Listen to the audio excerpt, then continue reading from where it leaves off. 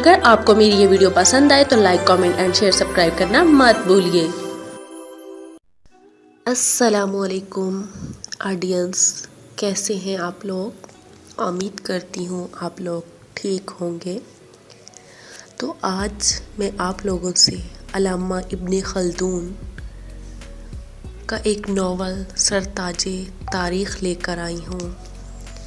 امید ہے آپ لوگوں کو بہت پسند آئے گا، اور اگر میری ویڈیو پسند آئے لائک، کامنٹ، شیئر اور سبسکرائب کرنا مت بھولیں۔ اس کو تحریر کرنے والے ڈاکٹر ساجد امجد ہیں۔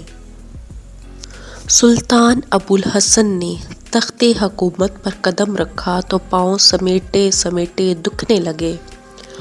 اس نے پاؤں پھیلائے تو حدود سلطنت اس کے سامنے آ گئی۔ آغاز اور اختتام میں کتنا فاصلہ ہے! وہ گھبرا کر کھڑا ہو گیا۔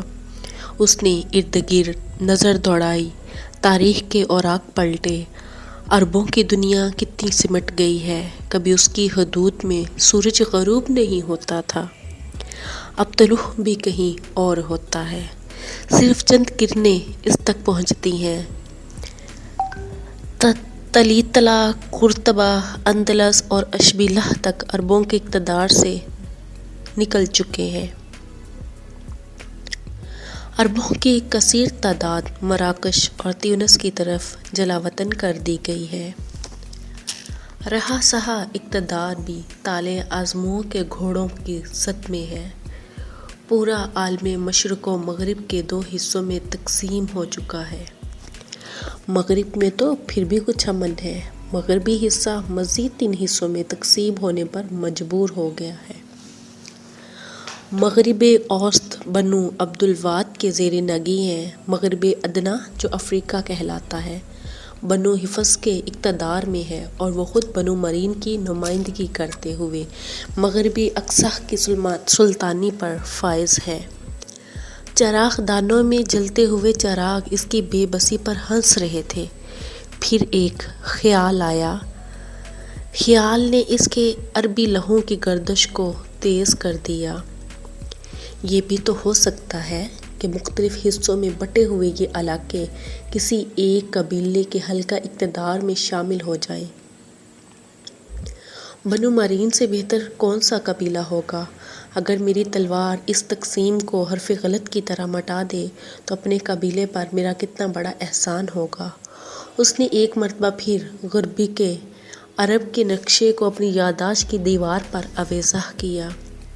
اسے بنو عبد الواد کی حکومت و طاقت ور پڑوسیوں کے درمیان گری ہوئی نظر آئی۔ اس نے مزید غور کیا تو اس کے دارالخلافہ طلمسان اس کے اپنے دارالحکومت فاس کے بالکل نزدیک نظر آیا۔ اس کی آنکھوں میں وہی چمک ابھری جو کمزور شکار کو دیکھ کر ابھر سکتی ہے۔ رات آہستہ آہستہ گزر رہی تھی، اور وہ کسی مشیر سے مشورہ کیے بغیر طلمسان پر حملہ کرانے کا ارادہ کر چکا تھا۔ سلطان ابو الحسن کے دارالخلافہ فاس تک سورج نے اپنی کرنیں ابھی بھیجی بھی نہیں تھی کہ مشیران سلطنت پرے جما کر بیٹھ گئے۔ سلطان نے ایک پرجوش تقریر کے ذریعے اپنے موقف کو اہل مجلس کے سامنے بیان کیا۔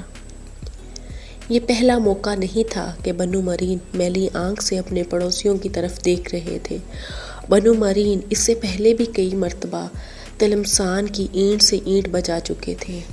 ہر مرتبہ یہی ہوا تھا کہ مغرب امرا پہاڑوں اور صحراؤں پر پناہ لینے پر مجبور ہو گئے اور موقع دیکھ کر اپنے ملک پر قابض ہو گئے۔ اہل مجلس ان حالات سے بے خبر نہیں تھے، اس لیے بحث میں احتیاط اور دور اندیشی کا عنصر غالب تھا۔ کچھ کمزور سی آوازیں اس فیصلے کے خلاف بھی ابھری، لیکن جلد ہی دم توڑ گئی۔ سلطان کو اپنی قوت اور انتظامی اہلیت پر اعتماد تھا۔ اس کا فرمان تھا کہ وہ بنو عبد الواد کو سابق حکمرانی کی طرح اتنا موقع نہیں دے گا کہ وہ دوبارہ اپنے علاقوں پر تسلط جما سکیں۔ آوازوں کی بھیڑ میں سلطان کے فرمان نے راستہ بنایا اور مخالفوں کے دلائل مشوروں کے بوجھ تلے دبتے چلے گئے۔ سلطان کے ارادے کو پذیرائی ملی، محفل برخاست ہو گئی۔